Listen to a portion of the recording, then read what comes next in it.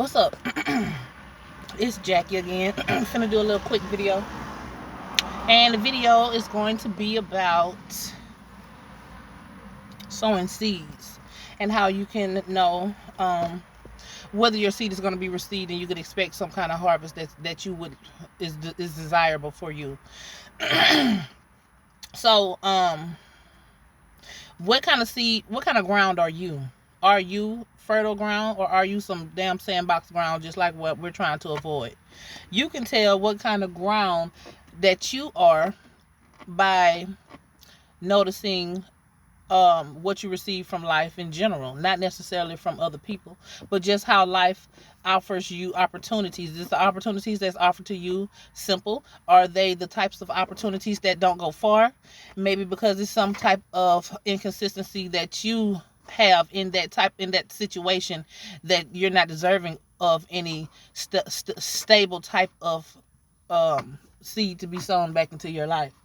Um, because we know the plants by the buds that sprout out from the leaves. We know what type of plant that is, and we know whether or not that seed that was sown was a good seed based upon if a sprout ever comes about. Here come these children. God damn. Okay. Anyway, so also you can know whether or not you're sowing on good ground by understanding that person's psychology, people, what types of goals that they have. Are they on the same wavelength that you're on? And not to say that you don't sow to people who have nothing, like it has to be a situation that you're involved in necessarily for you to know, because it don't work like that. Because whatever kind of energy that you, or whatever kind of intention that you have in any situation, you can expect for that somewhere somehow to be reverberated right back to you eventually. um is the seed that you're sowing received well, or how is it received? Because to me, when you're sowing a seed, that doesn't necessarily mean that you have to give a person an item or do something necessarily for that person that they can hold in their hand. A lot of times your presence alone is a seed, because if you carry some type of stable energy, or some type of good energy, I hate to use good or bad, but if you're carrying that type of energy, then your presence alone, your conversation alone, your attention alone is a good seed that everyone is not deserving of. And are they receiving it in the fashion that it should be respected in? Or do they not see the worth and the value in you as a person with your presence, or the sacrifice that you made to do whatever that it was that you needed to do for that person? How are they receiving it? For an example, somebody just called my phone a few moments ago. It was a non-caller ID number, but I got a feeling I know who it was. That person did not deserve for me to stop what the fuck I was doing to talk to them, not at this moment. And if I had picked up the phone, I would have been doing myself a disservice by stopping something that I feel is important to talk shit with them for a minute, and they probably want something at the end of the day. Hold on. Okay, my bad. Also, it's important to check your own energy when you're just period all the time, because we're always giving and taking energy. We're always eluding and receiving something from the universe energetically, because that's what we as humans do. We feed off each other, we feed off the environment, we feed off of objects, whatever. You don't have to know that's what's going on. That's what's going on. And are you sowing out of a feeling of obligation, or a feeling of trying to get something in return? Not to say that you're not supposed to receive anything in return, because yes, you are, but is that your sole intention? And if that's your sole intention, you can expect for something similar like that to happen to you, for someone to take you for granted, because they're actually trying to get something out of you by putting on a facade that they're actually doing something for you, and then you encounter fake ass individuals all the time. That's just how it works. Now,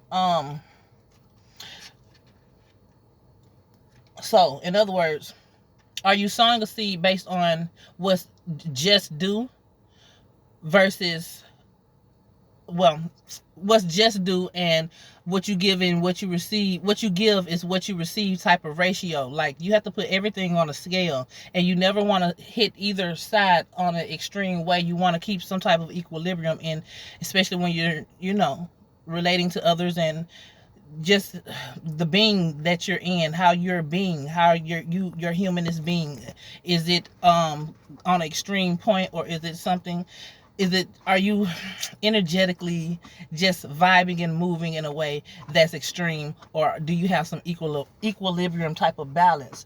Because I feel like that's where the fairness is found. And if you can find the fairness in how you respond to life, then you can only expect for fairness to come back to you. But that's anyway, because you're always going to get what you deserve, whether or not you are deserving of something that's negative or positive. But if you keep some type of fair equilibrium in all situations as much as possible, then what you deserve is something that you actually desire. The small energetic seeds, like conversations, just being around a person, to me those are just as important as the more grandiose seeds or effects that you have on a person, or the grandiose types of scenarios you create. The small effects that you have on a person from day to day, moment to moment, even when you're not speaking, how are you received just by you walking in the room? Are you in a good mood, and are you trying to elude it just spew that negativity over on other people because you don't care, because you're in a bad mood? Or are you watching yourself? Are you trying to be fair to others? You get whatever you receive. So all of these effects are just as important as any other.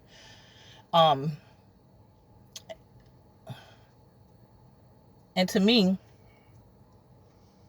this is how you can change your own world, by changing how you internalize your own intentions first, by watching your own intentions first. So that way, whenever your energy is reverberated back to you, whatever intentions that you have, for the most part, that type of energy can come back to you, and it can be something that you would desire, something that you would want, something that's actually beneficial to you and everyone in the situation. Because anytime that you're fair and something is benefiting you, if you're in a balanced equilibrium type of state, then just naturally everyone is going to receive benefit in it. Okay, y'all, I guess that's all I want to say for right now. And y'all have a good one. My kids coming running to the car right now. Bye.